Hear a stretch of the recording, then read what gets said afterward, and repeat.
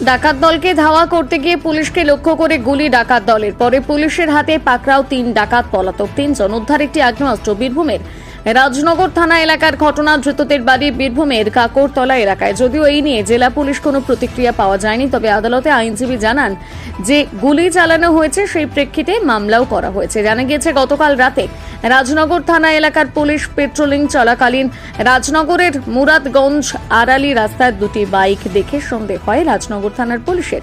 Police bike দুটিকে দেখে ধাওয়া করতে পুলিশকে লক্ষ্য করে গুলি চালায় একটি বাইকে থাকা 3 জন।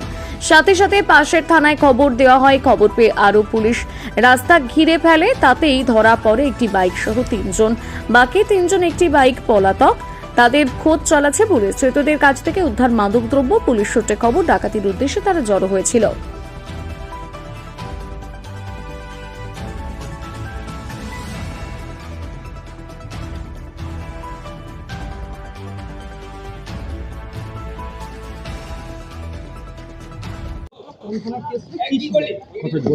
তিনজনকে অ্যারেস্ট করা হয়েছে।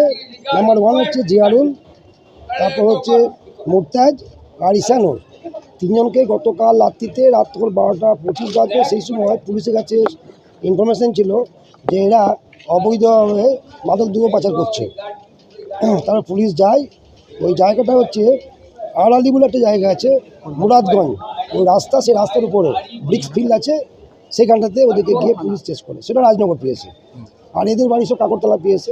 এরা অবৈধভাবে স্মাগলার করে এগুলো, বিভিন্ন মাদকদ্রব্যগুলো। তো 8 লিটারের মতন কোডেন মিক্সচার উদ্ধার করা হয়। তার সঙ্গে ওই আর্মসটা সিজ হয়েছে।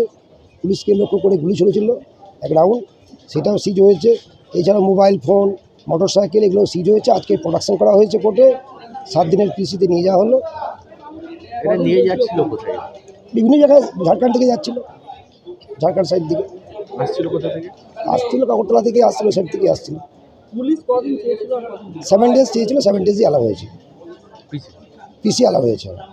আপনার নাম? Tapan Goswami, special PP, NDPS court. এই মাদকদ্রব্য পাচার বা আগ্নেয়াস্ত্র সাপ্লাই। দেখুন, রাজনগর থানার একটা ইনফরমেশন ছিল যে কিছু দুষ্কৃতকারী ওই এলাকায় জমায়েত হয়েছে এবং সেখানে কিছু ওরা ড্রাগসের ব্যবসা করে, ড্রাগস পাচার করে।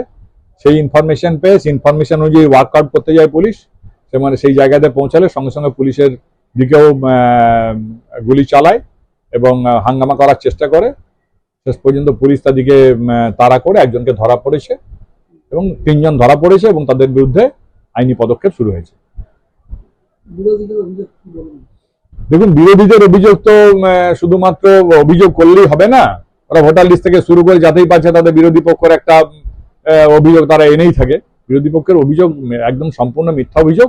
পুলিশ সক্রিয় আছে এবং সক্রিয় থাকার জন্যই কিন্তু বিভিন্ন আমাদের ধারে পাশে যে সমস্ত রাজ্যগুলো আছে, বিশেষ করে ঝাড়খণ্ড, এখান থেকে মাদক থেকে শুরু করে বোমা বারুদ গুলি থেকে শুরু করে এগুলো যে চলে আসছে এবং এখানে ইনফিল্ট্রেট করছে এবং এখানে অশান্তি লাগাবার চেষ্টা করছে। পুলিশ সক্রিয় আছে, পুলিশ যথেষ্ট সক্রিয় আছে বলে এই সমস্ত জিনিসগুলো ধরা পড়ছে এবং তাদের বিরুদ্ধে আইনি ব্যবস্থা হচ্ছে।